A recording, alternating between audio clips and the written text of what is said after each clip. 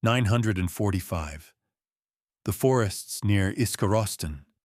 The air is thick with the metallic tang of fresh blood and the damp, loamy scent of the ancient Slavic woods.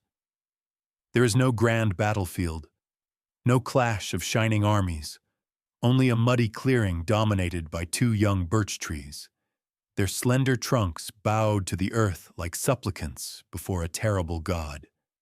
Between them a man is stretched, his arms and legs bound to the straining wood by thick leather cords. This is Igor of Kiev, the Rurikid prince, the ruler of the Rus. The sounds are sickeningly intimate.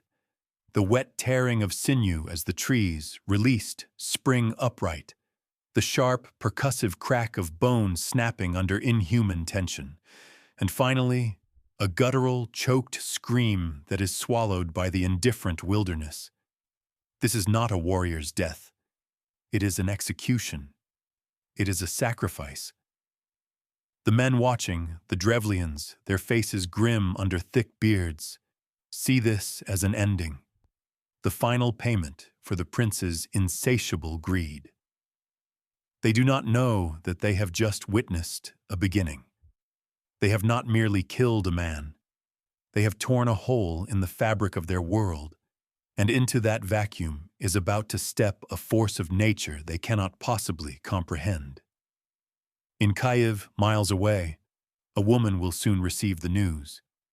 She will not weep, not yet.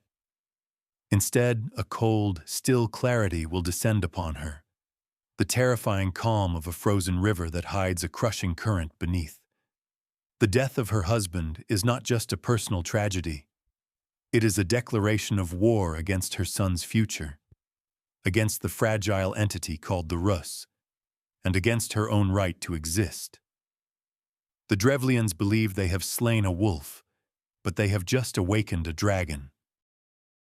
This is the saga of that woman, Olga of Kiev, the regent who would become a saint, the avenger who would be called equal to the apostles.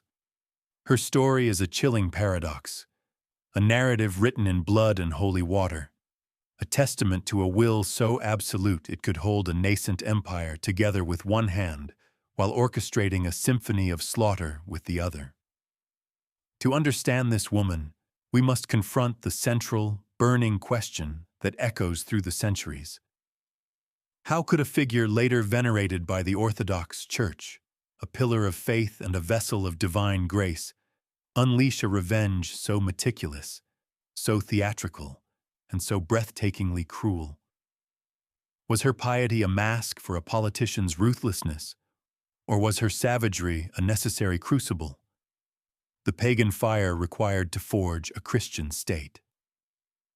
This was not the chaotic rage of a grieving widow. Each of her 4 vengeances was a deliberate act of political theater, a calculated lesson in power for a world that understood only strength. She turned a boat full of ambassadors into a mass grave, a bathhouse into a crematorium, a funeral feast into a killing field, and an entire city into a funeral pyre, using birds as her instruments of fiery judgment. This is the narrative of her transformation, from a consort in the shadows to the absolute ruler of a sprawling, violent land. It is the story of how she weaponized grief, diplomacy, and even religious ritual to carve a permanent state out of a shifting sea of warring tribes. We must journey back to her world, a world of dark forests and blood feuds, to understand that for Olga, the path to sainthood was paved with the skulls of her enemies, and the baptism of her nation required an offering of fire and blood. To understand this woman, we must return to the world that spawned her. The mid-10th century, a brutal and fluid age. This was not yet a world of clearly defined nations, but a violent tapestry woven from the ambitions of warlords and the migrations of peoples. To the far west, the remnants of Charlemagne's empire were fracturing into what would become France and Germany, while in England, the Anglo-Saxons were locked in a desperate struggle against the Viking incursions of the Danelaw. This was the high tide of the Varangian Age. From their Scandinavian homelands, Norsemen in their longships poured down the great rivers of Eastern Europe, carving out trade routes and kingdoms. They were the arteries of this world, connecting the Baltic Sea to the Black Sea, trading furs, honey, and slaves for the silks and silver of the two great superpowers that bracketed Olga's world. To the south lay the Byzantine Empire, Constantinople, the city the Norse called Miklagard. It was the center of the universe, a dazzling metropolis of gold, marble, and God, ruled by a Christian emperor who saw himself as Christ's regent on earth. To the southeast lay the Khazar Khaganate, a powerful Turkic empire whose elite had converted to Judaism, controlling the lower Volga and the trade routes to the Orient. Olga's Kievan Rus was a young, hybrid entity, a political predator born from this violent collision of cultures, a Slavic population ruled by a Varangian warrior elite. It was a state built on the Dnieper River, a route from the Varangians to the Greeks.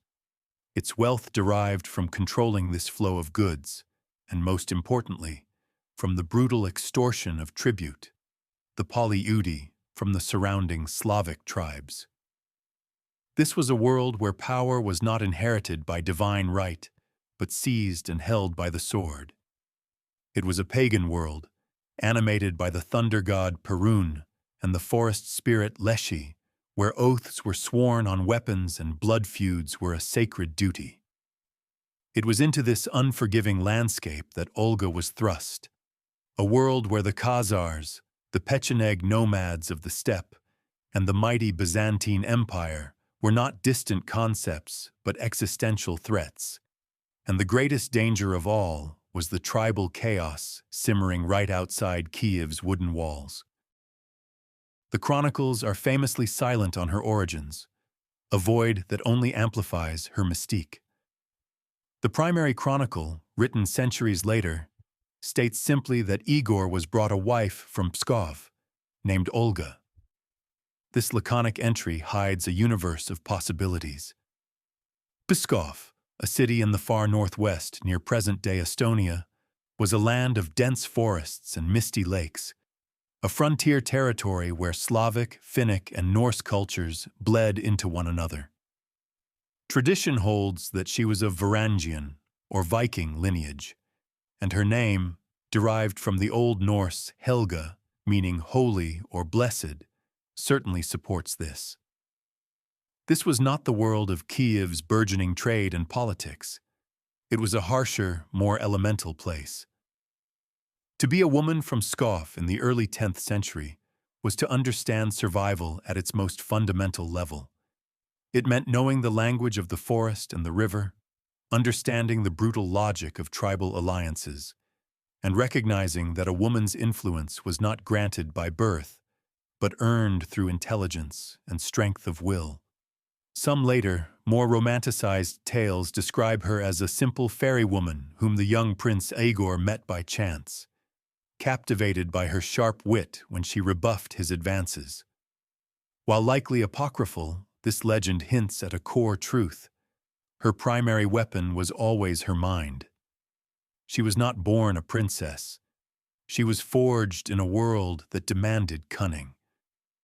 This northern upbringing would have instilled in her a pragmatism, a patience, and a cold fury that the more established elites of Kiev, accustomed to their power, might have underestimated. She was an outsider, a woman from the periphery brought to the center of power, and such a position breeds a unique kind of observer, one who sees the weaknesses and pretensions of the court with an unsparing eye. This blend of Scandinavian steel in her heritage and Slavic earth in her upbringing created the perfect storm of a character. Patient, proud, fiercely intelligent, and utterly lethal when threatened. She was not a product of the Rurikid dynasty. She was a force they imported, little realizing that she would soon become its salvation. Her entry into the great game was not as a player, but as a prize. The marriage to Igor, son of the legendary Rurik who founded the dynasty, was a political maneuver, a classic piece of statecraft in a realm struggling to consolidate its power. Igor, who ascended to the throne of Kiev around 912, was a ruler defined by relentless military ambition and a profound, ultimately fatal, greed. His reign was a series of campaigns, wars against the nomadic Pechenegs on the steppe, brutal tribute-gathering expeditions against neighboring tribes like the Drevlians and the Ulikians, and two major naval assaults on Constantinople itself. The first, in 941, was a catastrophic failure, his fleet incinerated by the terrifying Byzantine Greek fire. The second, in 944, ended in a treaty, a testament to his persistence if not his military genius. Olga's role in this era was that of the dynastic wife, to manage the household, to be a symbol of stability, and most critically, to produce an heir. The birth of their son, Sviatoslav, fulfilled this primary duty. For years, she would have observed the workings of power from the sidelines, watching her husband lead his druzhina, his band of loyal warriors, on their violent expeditions. She would have seen how alliances were forged with gifts and threats, how loyalty was bought with spoils, and how fear was the ultimate currency of the realm. This was her education in power politics, a brutal but effective apprenticeship. She was living in a state built on the principle of the protection racket. The Rurikid princes offered defense from other predators in exchange for a tribute so crushing that it bordered on predation itself. She saw firsthand how Igor's insatiable demands strained the loyalties of the tribes they ruled. She understood, perhaps better than he did, that the entire Kievan enterprise was a fragile construct, a pyramid of power balanced precariously on the consent of the conquered, a consent that could be withdrawn at any moment with savage violence. Her marriage was not a romance.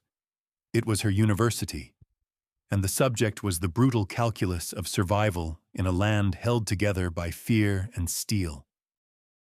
When the news of Igor's grotesque execution reached her, it triggered something deeper than personal grief. It activated a primal, ferocious instinct that would become her singular, all-consuming motivation. This was the saga of the mother wolf whose cub was threatened. Her son, Sviatoslav, was a mere infant, perhaps only 3 years old. In the brutal politics of the 10th century, a child ruler was a death sentence for a dynasty. He was a vacuum of power, an invitation for every ambitious warlord, every rebellious tribe, and every external enemy to tear the nascent Kievan state apart. Olga understood this in her bones. The Drevlians' murder of Igor was not just an act of rebellion. It was a direct challenge to her son's right to rule. Their subsequent proposal, that she marry their own Prince Mal, was the ultimate insult, an attempt to absorb the Rurikid legacy through forced submission. It was an offer to become a puppet, to see her son cast aside or killed, and to watch everything her husband's dynasty had built be consumed by their killers. Her reaction was therefore not born of passion, but of a cold, terrifying logic. Her private sorrow for her husband was irrelevant. What mattered was the survival of the dynasty, embodied in the small child who was now the Grand Prince of Kiev. Every action she took from that moment on was guided by this single principle. She would protect her son's inheritance at any cost. This transformed her from a grieving widow into the living embodiment of the state's will to survive. She was no longer just Olga. She was the regency, the guardian of the Rurikid bloodline. This secret motivation, this sacred maternal duty, gave her the moral and psychological fortitude to plan and execute a revenge so disproportionate that it would burn itself into the memory of her people forever. She was not just avenging a husband, she was cauterizing a wound, eliminating a threat, and sending an unmistakable message to the entire world. The house of Rurik had a protector, and she was more terrible than any prince. In the immediate aftermath of Igor's death, as the fragile structure of the Kievan state teetered on the brink of collapse, Olga was not alone. She made a fateful turn to the one group whose loyalty was absolute and whose profession was violence: the Varangian Guard, the elite Norse warriors who formed the core of the Kievan army. This was her most crucial encounter, the alliance that provided the steel for her iron will. At the heart of this group was the figure of Sveneld, a powerful and wealthy Varangian voivode, or warlord, who had served alongside Igor. According to some chronicles, it was Sveneld's own greedy warriors who had incited Igor to return to the Drevlians for a second tribute, the act that directly led to his death. This placed Sveneld in a precarious position. He was potentially tainted by the disaster, yet he was also the most powerful military commander left in Kiev. Olga, in a stroke of political genius, did not blame him, but instead co-opted him. She understood that the Druzhina was a mercenary brotherhood, loyal not to an abstract state, but to a leader who could guarantee them glory and, more importantly, treasure. She presented them with a choice: either watch the kingdom dissolve into chaos, losing their privileged status and wealth, or rally around her and the infant Sviatoslav and be rewarded beyond their wildest dreams. She offered them a clear, intoxicating mission: not a war of conquest, but a sacred duty of revenge that would also be immensely profitable. She met with Sveneld and the other Norse captains, her face a mask of cold resolve, speaking to them not as a weeping widow, but as a warlord in her own right. She laid out her plan, a strategy that appealed directly to their warrior ethos and their lust for plunder. They saw in her not weakness, but a terrifying strength and a clarity of purpose that promised victory. This alliance was the bedrock of her power. These hardened mercenaries, men who lived and died by the sword, became the instruments of her will, the executors of her intricate and brutal plans. They were the ones who would dig the trench, who would bar the bathhouse doors, who would draw their swords at the funeral feast, and who would ultimately carry the fire to Iskorostan. Olga provided the mind. The Varangian Guard provided the muscle and the blade. The first act of Olga's chilling revenge play began when the Drevlians, arrogant in their success, sent 20 of their best men to Kiev by boat. They were matchmakers, arriving with a formal proposal that Olga discard her dead husband and marry their ruler, Prince Mal. It was a power play disguised as a courtship, an attempt to legitimize their murder of Igor and absorb his kingdom. Olga met their envoy with a disarming and unsettling grace. She feigned agreement, her words dripping with false honor. "Your proposal is pleasing to me," she reportedly said. "Indeed, my husband cannot rise from the dead. But I desire to honor you tomorrow in the presence of my people. Return now to your boat, and when my people come for you tomorrow, say that you will not ride on horseback or walk, but that they must carry you in your boat." The Drevlian ambassadors, blinded by hubris, were flattered. They saw this as a sign of immense respect, a testament to their newfound importance. The next day, as they waited in their boat on the banks of the Dnieper, the people of Kiev arrived. The Drevlians repeated their arrogant demand, and the Kievans, following Olga's secret orders, hoisted the entire boat onto their shoulders and carried the proud ambassadors into the city. This was the first part of the sensory assault, the feeling of being lifted, the triumphant procession through the streets, the cheers of the crowd. But the procession did not lead to the palace. It led to a deep trench that had been dug in the castle courtyard overnight. Without a word, the Kievans hurled the boat and its 20 occupants into the pit. As the Drevlians struggled in the darkness, stunned and confused, Olga herself appeared at the edge of the pit and looked down. "Is this honor to your liking?" she asked, her voice as cold as the grave she had prepared. Before they could answer, she gave a single command, and her soldiers began to shovel earth, burying the ambassadors alive. The sensory experience shifted from triumph to terror. The sudden fall, the splintering wood, the first shovelfuls of dirt raining down, the growing darkness, the frantic scrabbling, the taste of soil, and finally, the crushing weight and the horror of suffocation. This was not just murder. It was a ritual of humiliation. She had taken their arrogance, symbolized by the boat they so proudly sat in, and turned it into their collective coffin. The message to the Drevlian elite was clear and terrifying. "You are not worthy of walking on my land. Your only place here is underneath it." This was the price of power, a first lesson written in earth and silence. The primary antagonist in Olga's saga was not a single man, but an entire people and the idea they represented. The Drevlians, whose name means people of the wood or of the trees, were a proud and ancient East Slavic tribe inhabiting the dense forests west of Kiev. They were not unsophisticated barbarians. They had their own political centers, most notably the fortified city of Iskorostan and their own princely dynasty, led by the ambitious Prince Mal. They represented the great centrifugal force of the 10th century Slavic world, tribalism.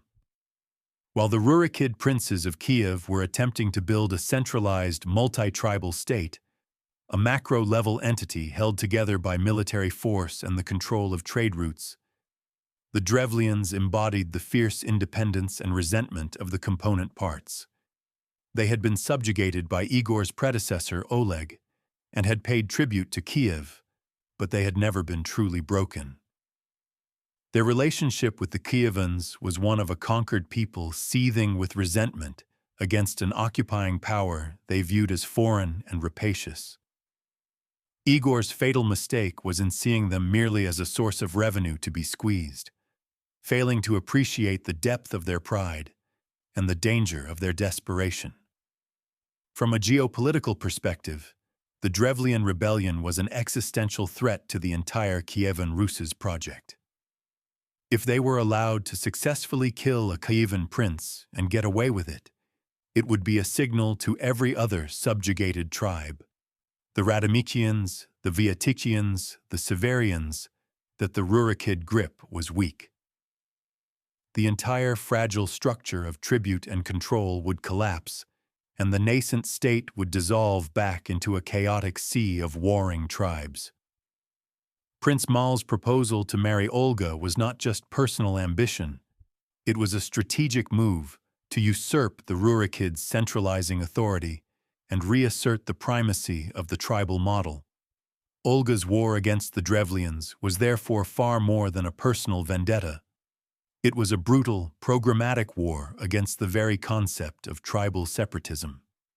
She had to make an example of them so terrifying that no other tribe would ever dare to challenge Kievan authority again.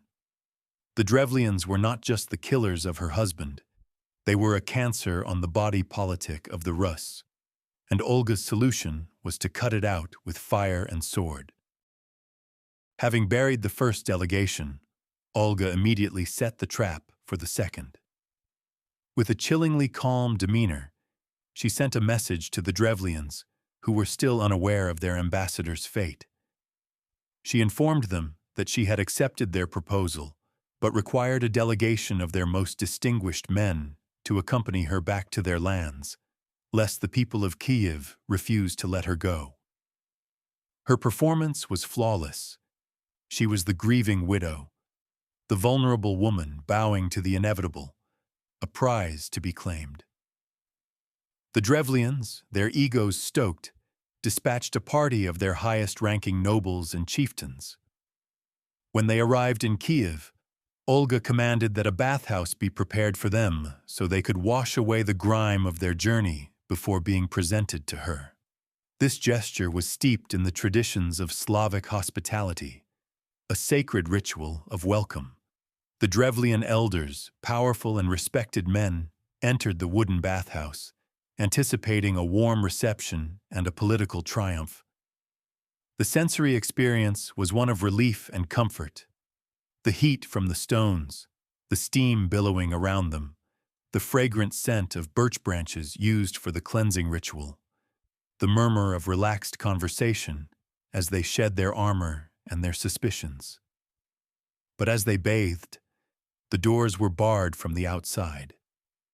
The comforting warmth turned suffocating. Then came a new sound, the crackle of kindling, followed by the deep roar of an inferno. Olga's soldiers had surrounded the bathhouse with firewood and set it ablaze. The scene inside descended into a hellish chaos. The steam became superheated, scalding their lungs.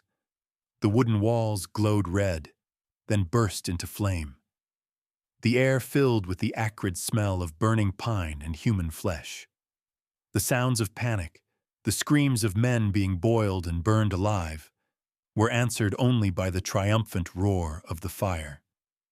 Olga, it is said, stood outside, watching the flames consume her enemies, her face illuminated by the ghastly light. This was the moment she psychologically embraced fire as her ultimate political instrument. Earth had consumed the first delegation's arrogance. Fire would purify the land of the second delegation's authority. This was a breaking point. She was no longer just punishing murderers. She was systematically decapitating an entire rival nation, eliminating its leadership in a single fiery stroke.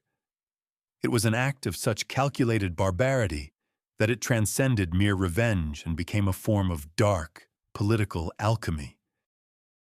With the Drevlian political and diplomatic elite now eliminated, Olga initiated the third act of her vengeance, a masterpiece of psychological warfare that weaponized the very act of mourning. She sent another message to Iskorostan, a message of pure, devastating deception. She told them she was now on her way to their lands and instructed them to prepare a great funeral feast by the tomb where her husband Igor was buried, just outside their city walls. "I wish to weep over his grave," she announced, "and to hold a funeral feast for him." This request resonated with the deepest pagan traditions of her time. A funeral feast, or trizna, was a sacred duty, a final farewell to a great warrior. The Drevlians, having lost their best men but still unaware of the full truth, saw this as the final step in their political victory. They complied, gathering what the chronicle claims was a force of 5,000 men by Igor's burial mound. They brewed vast quantities of mead and prepared for the feast that would seal their new alliance with the Kievan princess. When Olga arrived with a small retinue, she played the part of the grieving widow to perfection. Her face was etched with sorrow. She approached the tomb and wept dramatically, her performance of grief both convincing and deeply disarming. The Drevlians joined in the mourning, their guard completely down. The feast began. Olga instructed her own attendants to serve the Drevlian warriors, encouraging them to drink heavily. The mead flowed freely.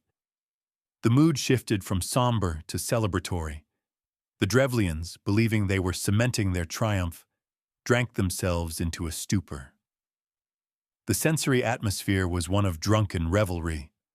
The boisterous laughter, the clinking of cups, the smell of roasted meat and spilled honey wine, the blurring vision of 1,000 campfires under a darkening sky. And all the while, Olga watched, her mind clear and cold.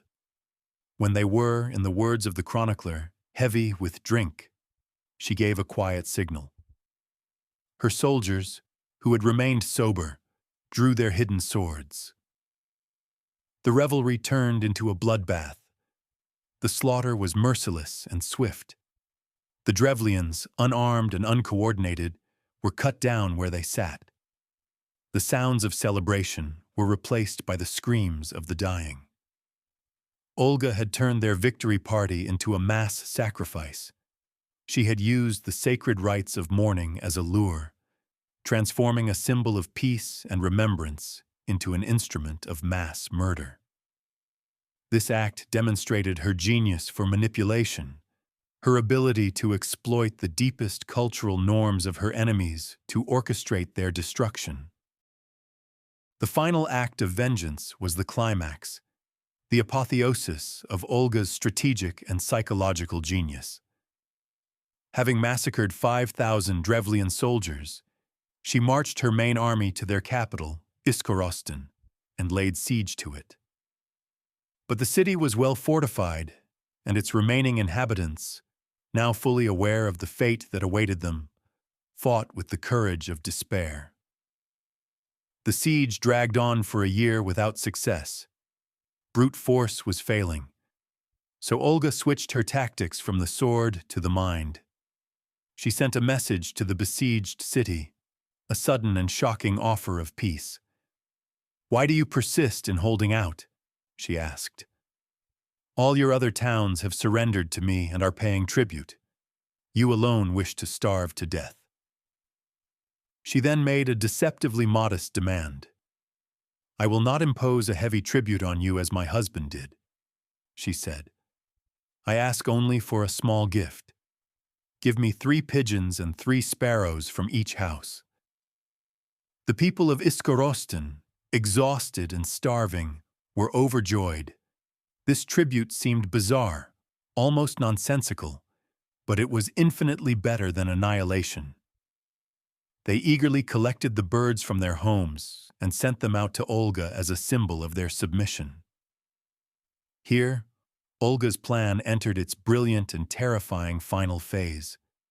She instructed her soldiers to attach a piece of sulfur bound with small scraps of cloth to the leg of each bird. As night fell, she ordered the cloths to be lit and the birds to be released. The sensory experience of this moment would have been surreal. The silent flutter of hundreds of wings in the twilight, each carrying a tiny, glowing ember. The birds, following their homing instinct, flew directly back to their nests in the eaves, coops, and thatch roofs of the wooden city. Within minutes, Iskorostan was on fire. The flames, starting from hundreds of points simultaneously, spread with terrifying speed. There was nowhere to run. The entire city became a single, roaring funeral pyre. As the panicked inhabitants fled the inferno, they were met by Olga's soldiers, who were waiting to cut them down or capture them. The chronicle states she killed some, gave others as slaves to her followers, and left the rest to pay a crushing tribute. This was her greatest triumph. She had won not with swords and siege engines, but with a terrifyingly clever act of biological warfare, turning nature itself into a weapon. It was a victory that felt almost supernatural, a judgment from heaven delivered by fire, cementing her image as a ruler who was not just powerful, but touched by a dark and terrible wisdom. In the smoldering ashes of Iskorostan, a new figure was forged. Olga returned to Kiev, not as a grieving widow seeking retribution, but as the undisputed and absolute ruler of the Rus. The fires that consumed the Drevlians also incinerated any lingering doubts about her authority. She had proven herself more ruthless, more cunning, and more effective than her husband or any of the warlords who might have challenged her regency. This was her moment of hubris, but it was a cold and calculated hubris, devoid of celebratory excess. She did not see her actions as a descent into barbarism. She saw them as a necessary act of political creation. In her mind, the four vengeances were not driven by emotion, but were a programmatic and logical sequence of statecraft. The first, the living burial, established her authority over diplomacy. Envoys who disrespected the Kievan throne would be swallowed by its very earth. The second, the bathhouse inferno, decapitated the enemy's leadership, proving that no one was beyond her reach. The third, the funeral feast massacre, annihilated their military power, demonstrating her mastery of deception. The fourth, the burning of Iskorostan, eradicated the very heart of the rebellion, a final judgment that was as much a psychological blow as a physical one. She was now the regent in iron, a woman who ruled alone, her authority unquestioned. She began to tour her lands, not on campaigns of plunder like Igor, but on missions of administration, establishing order. The chronicler says she was wise and discerning, a stark contrast to the greed that defined her husband. She saw her triumph not as an end, but as a beginning. She understood that a state built only on terror was a state built on sand. The fear she had instilled had to be converted into a system, into a structure of power that would outlast her. Her psychology was that of the ultimate realist. She had looked into the abyss of chaos that threatened her son's kingdom, and instead of recoiling, she had harnessed its darkness, shaping it into a tool to forge a new and lasting order. She was the matriarch of a nation, and she had just taught it its first brutal lesson in the price of unity. To fully grasp the dynamics of Olga's revenge, one must understand the man who provoked it, Prince Mal of the Drevlians. He is often portrayed as a minor historical footnote, a foolish tribal chief who overplayed his hand, but his role was that of the catalyst, the sworn enemy whose actions set the entire epic in motion.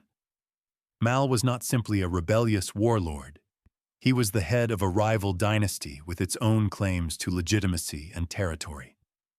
From his perspective, the Rurikids of Kiev were foreign usurpers, Norse opportunists who had imposed their rule over the native Slavic tribes through violence.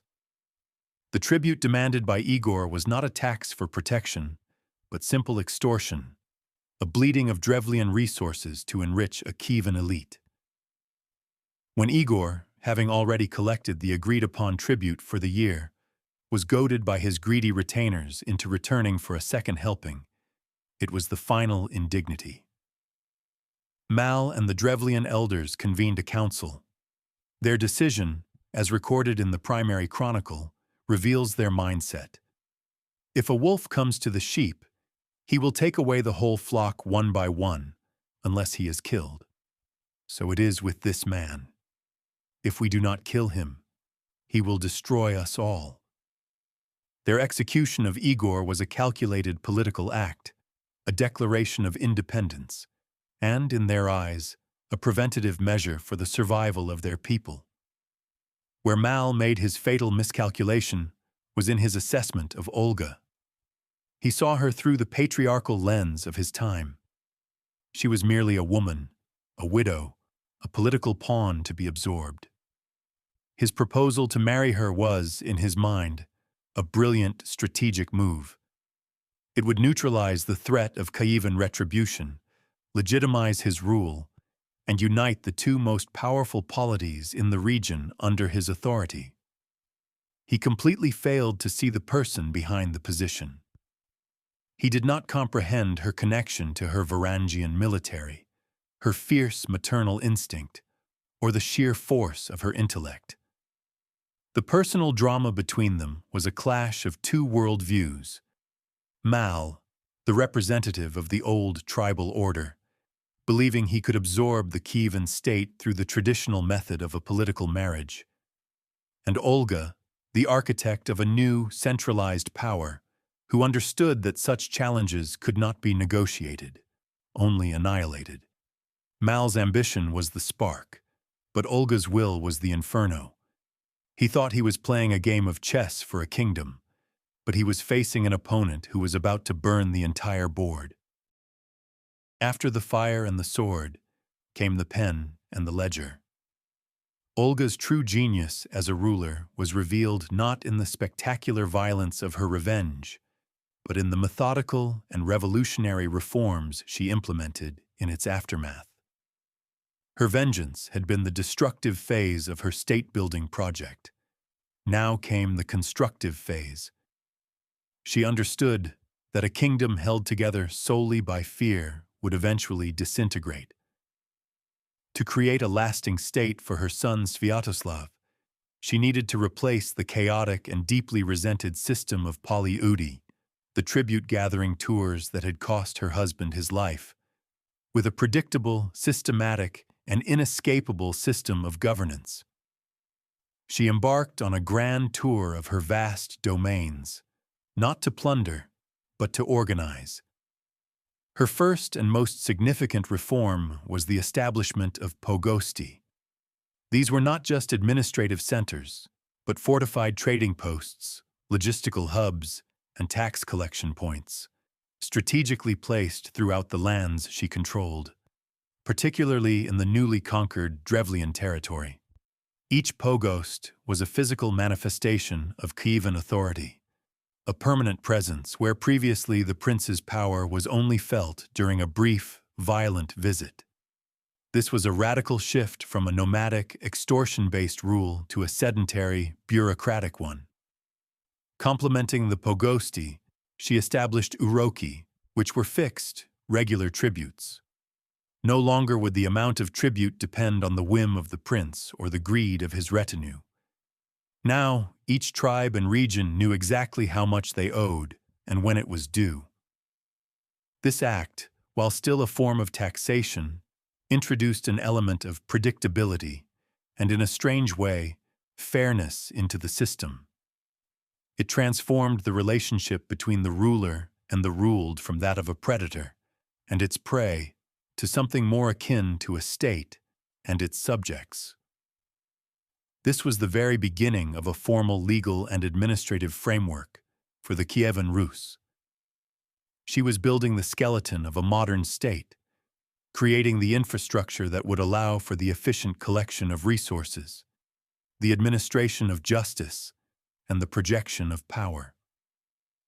She was turning a patchwork of conquered tribes into a coherent political and economic entity. The ashes of Iskorostan became the foundation for the first budget and tax code of the Rus. While Olga was meticulously constructing the machinery of the state, she was also raising its future master, her son, Sviatoslav. The context of his upbringing provides a crucial insight into the dualistic world Olga inhabited. The Kievan court was a crucible of pagan belief, a place where the old gods of the Slavs and the Norse pantheon held sway.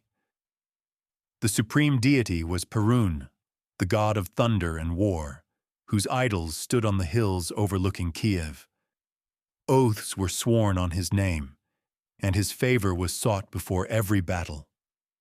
Below him were gods like Veles, the horned god of the underworld, cattle and wealth, and Mokosh, the great mother goddess of the earth. This was a world animated by spirits of the forest, Leshi, the water, Vodyanoi, and the household, Domovoi. It was a faith that sanctified the warrior's code of honor, courage, and loyalty to one's chieftain. Olga, as regent, would have presided over the rituals and sacrifices made to these gods, even as a different spiritual path may have been stirring within her. It was in this environment that she raised Sviatoslav, and he became its perfect product. He grew into the archetypal Varangian warrior prince, a man who, according to the chronicler, trod lightly as a leopard and spent more of his life on campaign than in his own capital. He cared nothing for the comforts of Kiev, preferring to sleep on a horse blanket with a saddle for a pillow in the field with his soldiers. He was a pure pagan wolf, a man of the sword, contemptuous of the new Christian faith his mother would eventually embrace. Olga's relationship with her son was complex. She secured his throne with a ruthlessness he could understand and admire. Yet she was moving toward a future he would completely reject. While she was laying the administrative foundations of a settled kingdom, he dreamed only of conquest and the endless steppe. She was the architect, building the house. He was the warrior, guarding its walls and expanding its frontiers. This generational and ideological divide highlights the transitionary nature of the era. Olga stood with one foot in the pagan, tribal world of her past, using its violent language to secure power, while her other foot was stepping toward a new, Christian, and European future. Sviatoslav, meanwhile, was the glorious, brutal culmination of the old way, a magnificent anachronism even in his own time. In the years of her regency, as Olga solidified her control and organized her state, she must have come to a profound and unsettling realization. The state she had so brutally forged was built on a foundation of sand. Its ideology was paganism, a loose collection of tribal beliefs that, while powerful, was ultimately a force for disunity.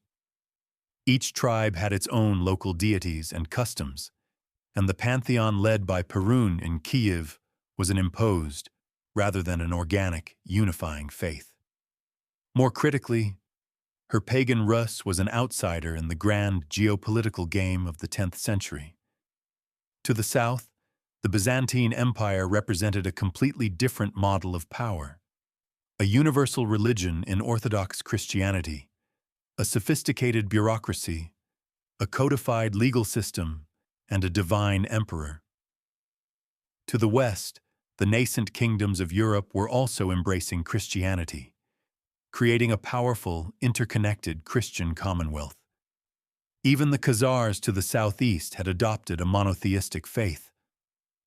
Olga, the ultimate political realist, understood that for the Kievan Ruses to survive and be treated as an equal by these great powers, it needed to join their club.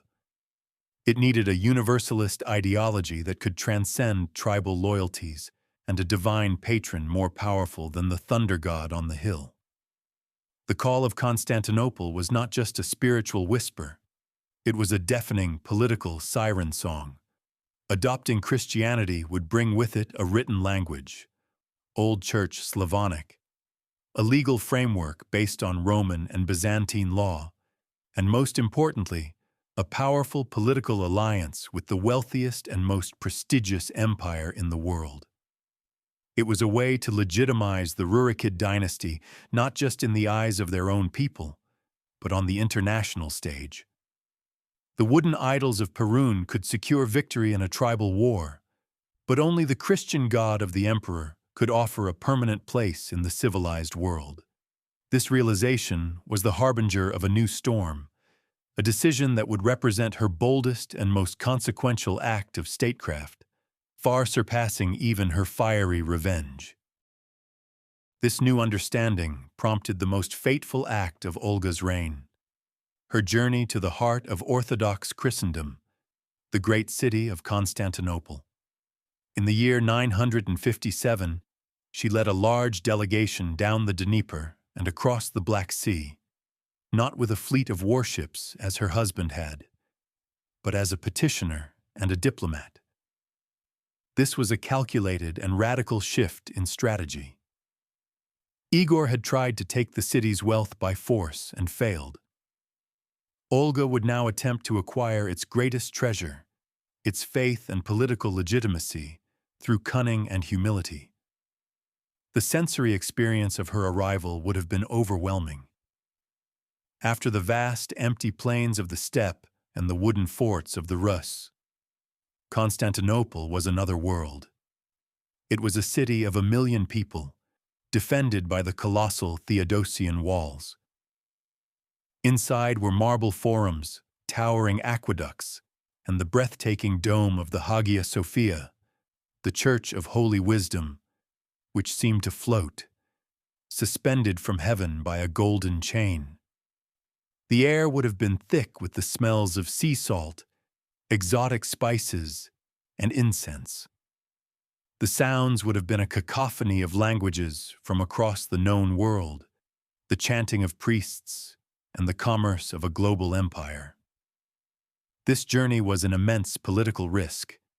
She was leaving her realm, ruled by her now adult but still restless son, Sviatoslav, to place herself at the mercy of the Byzantine emperor, Constantine VII, Porphyrogenitus, a scholar and a master of courtly intrigue. She came seeking baptism, an act that was both deeply personal and profoundly political. It was her entry into a new spiritual world, and her state's entry into a new geopolitical alliance. She understood that in the intricate dance of Byzantine diplomacy, every gesture, every ceremony, every word was laden with meaning. She was a barbarian princess entering the most sophisticated court on earth, but she was not overawed. She was there to negotiate, to observe, and to secure a prize that would transform her nation forever. This was not a surrender. It was a strategic invasion of a different kind. The climax of Olga's journey was not a battle, but a subtle and brilliant duel of wits with the Byzantine emperor himself, Constantine VII. The emperor's own book, De Ceremoniis, records in meticulous detail the elaborate court rituals that surrounded Olga's reception. She was received in the grand throne room, a hall designed to intimidate foreign dignitaries with its roaring golden lions and singing mechanical birds. Constantine, seeing this powerful and intelligent pagan queen before him, was captivated. According to the primary chronicle, he was struck by her wisdom and beauty and declared his intention to marry her. This was the moment Olga had anticipated, the trap she was ready to spring. A marriage to the emperor would have been a political catastrophe, reducing her from a sovereign ruler to a foreign consort and making her kingdom a mere satellite of the Byzantine Empire. With masterful poise, she deflected his proposal. "I am a pagan," she said. "If you desire to baptize me, then baptize me yourself. Otherwise, I will not be baptized." The emperor, flattered and seeing this as a step toward his goal, agreed. He personally stood as her godfather in the solemn and beautiful ceremony of baptism, where she took the Christian name of his own sainted mother, Helena. The sensory experience was profound. The cool water of the font, the scent of holy chrism, the solemn Greek chants echoing under the mosaics of the Hagia Sophia. After the ritual was complete, Constantine pressed his marriage proposal again. Olga looked at him with a calm smile. "How can you marry me?" she asked. "After you yourself have baptized me and called me your daughter? For among Christians, this is unlawful, as you yourself must know." The emperor was caught. He had been outmaneuvered. He had intended to make her his wife, but by becoming her godfather, he had made her his spiritual daughter, rendering any marriage between them incestuous and impossible under church law. The chronicle reports that Constantine could only laugh and say, "You have outwitted me, Olga." He sent her home laden with precious gifts, but she had secured something far more valuable.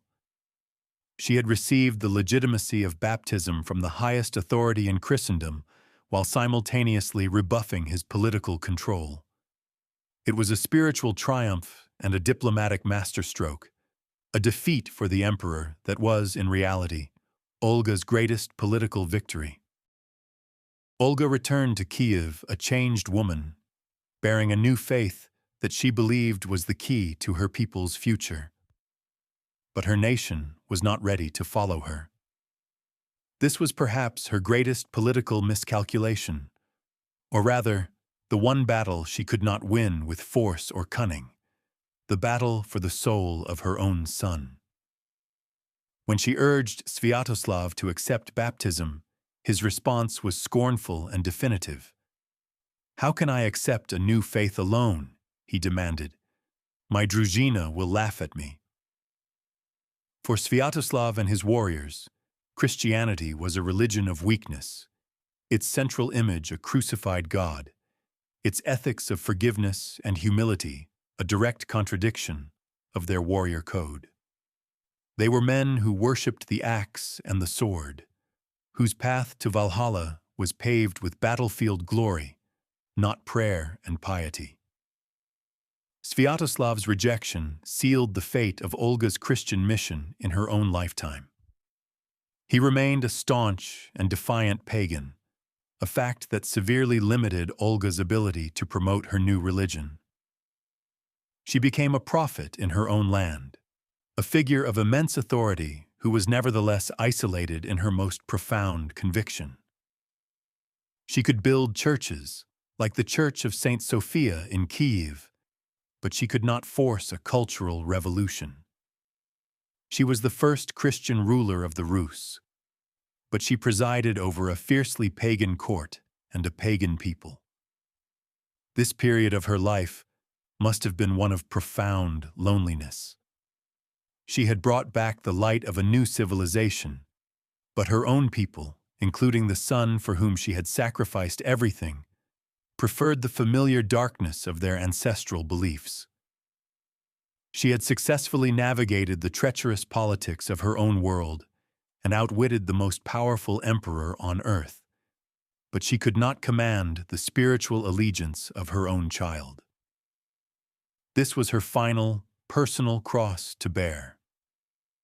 She had secured the kingdom's body, but she would have to wait for her grandson, Vladimir, to ultimately secure its soul.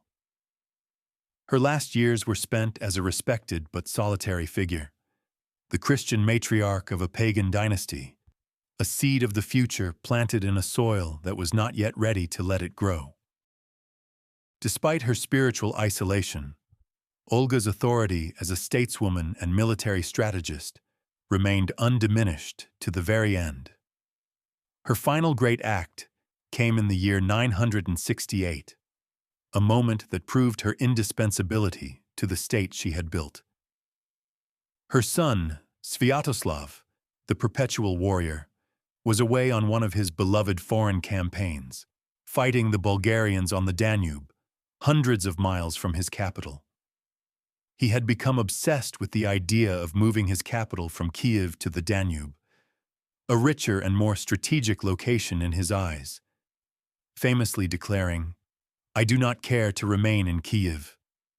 It was at this moment of vulnerability, with the Grand Prince and his main army far away, that the Russes faced one of its gravest threats, a massive invasion by the Pechenegs, the fierce nomadic horsemen of the steppe, who were the perennial scourge of the Kievans. The Pecheneg horde swarmed across the land and laid siege to Kiev itself. The city was thrown into a panic. Inside its walls were Olga and her 3 young grandsons, including the future Vladimir the Great. The situation was desperate. Starvation and thirst began to set in. The city was on the verge of surrender. It was the elderly Olga who took command. Drawing on a lifetime of experience in crisis management, she organized the city's defense, rationing supplies and keeping morale from collapsing. The chronicler tells a dramatic story of how a Kievan youth, fluent in the Pecheneg language, managed to sneak through the enemy lines by pretending to search for a lost horse, reaching the Dnieper River and swimming across to warn a small Kievan army on the other side. A Kievan general named Pretich then used a brilliant deception, leading his small force in boats to the city, blowing their trumpets loudly. The Pechenegs, believing Sviatoslav's main army had returned, lifted the siege and fled. When Sviatoslav finally did return, shamed into it by the pleas of his people, Olga confronted him. "You, prince," she said, "you seek foreign lands and defend them, but you have nearly lost your own." Her final act was to once again save the capital, to protect the future of the Rurikid dynasty, proving that even in her old age, the she-wolf of Kiev had not lost her teeth. Olga's death around the year 969 marked the end of an era, but the beginning of a complex and conflicted legacy. How history remembers this extraordinary woman depends entirely on who is telling the story. In the Christian East, particularly in Russia, Ukraine, and Belarus, her image has been sanitized and sanctified. The Orthodox Church canonized her in the 13th century, granting her the title Isapostolos, equal to the apostles, a rank shared by only a handful of saints, including Constantine the Great. In this interpretation, she is the revered matriarch of Holy Rus, the spiritual godmother of the nation. Her brutal acts of vengeance are either downplayed, ignored, or framed as the righteous, Old Testament-style wrath of God's chosen instrument, a necessary evil to punish godless pagans and forge a unified state worthy of receiving the true faith. Her journey to Constantinople and her baptism are presented as the central, defining acts of her life, the moment she turned from darkness to light. She is the harbinger of the dawn, the woman who prepared the way for her grandson Vladimir's official Christianization of the Rus in 988. Conversely, in Western historiography, where she is a much more obscure figure, her story, when told, often focuses more on the sensational and savage nature of her revenge. She appears as a quintessential barbarian queen, a ruthless Viking shield maiden whose later conversion seems a strange and contradictory postscript to a life of bloodshed. This creates the central conflict of her interpretation. Was she a saint who was once a sinner, or was she a ruthless politician who used religion as a tool of statecraft? Was she the she-wolf who disguised herself in saint's clothing, or was the savagery merely the harsh shell that protected the seed of future faith? The truth, of course, lies not in choosing one over the other, but in accepting the terrifying synthesis of both. She was both, inextricably. The she-wolf and the saint were not two different women, but two faces of the same, singular, indomitable will. We are now left to solve the central paradox, to answer the core question: why did a future saint take revenge with such spectacular cruelty? The answer is that her cruelty was not a contradiction of her future faith, but its grim and necessary precondition. Olga's world did not understand forgiveness, negotiation, or nuanced diplomacy. It understood fire. It understood fear. It understood absolute, overwhelming force. To secure the throne for her 3-year-old son, and to prevent the Kievan state from shattering into 100 warring tribes, she had to speak the only language her enemies would respect. The living burial of the ambassadors was a message to all future envoys. Your lives are in my hands. The bathhouse inferno was a message to all rival elites. Your authority is an illusion that I can burn away. The funeral feast massacre was a message to all armies. Your strength is nothing before my cunning. And the fiery immolation of Iskorostan was a message to the world. This is the price of defiance. This was a bloody and brutal baptism for the nation itself. She was forcing the scattered, rebellious Slavic tribes to die to their old identities and be reborn as subjects of a single, unified state, the Rus. Her vengeance was the act of political creation that made the later act of religious conversion possible. A fragmented landscape of warring clans could never have adopted a unified faith. Only a centralized state, ruled from a single point of authority, could undergo a top-down religious revolution. Olga's pagan violence forged the vessel, the unified Kievan state, and her later Christian faith provided the holy water with which her grandson, Vladimir, would eventually fill it. She understood that before you can build a cathedral, you must first quarry the stone and burn the forest, and the human material of her age required a terrifying fire to be forged into something new. Her cruelty and her piety were two sides of the same coin, two stages of the same grand historical project. Ultimately, Olga's life offers a profound and unsettling lesson on the nature of history, power, and civilization. The verdict of history is that she was the true architect of Holy Rus's, a founder in a far more fundamental way than the male warriors like Rurik, or even her own grandson Vladimir. They were conquerors and converters, but she was the master builder who first laid the brutal, bloody, but absolutely essential foundation. Her story demonstrates that the process of state building is rarely a gentle or enlightened one.